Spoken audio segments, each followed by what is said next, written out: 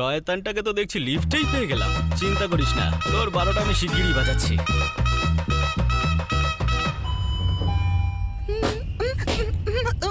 ফাটালেন কেন?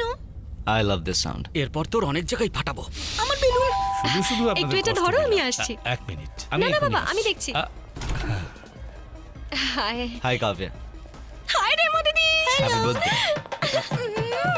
হ্যালো বিশ্ব, কেমন আছো? ওয়েলকাম ওয়েলকাম বাবা। দেখা করছিলেন? এসে গেছো হ্যাঁ, এসো না, কেমন ভিতরে আছো? এসো। ভালো এক তো? মিনিট দাঁড়াও। হ্যাঁ, সব ঠিক আছে। মা, আচ্ছা। ও মা, মেক ইউরসেলফ কমফর্টেবল। রেমো দিদির বিষয়ে বলেছিলাম না? ও সুইটহার্ট। দারুণ খাচ্ছেন কি? আমার মনে হয় জড়িয়ে ধরলে ভালোবাসা কমে যায়, তাই দূরত্ব বজায় রাখি। বাবা, হ্যাঁ এই হলো রেমো দিদি। Hello Reno. ও বাবা, শোনা শোনা বাবা। Stop it. এই দেখে মনে হচ্ছে সবাই সন্দেহ করছে। বেশি বাড়াবাড়ি করলে চলবে না কিন্তু।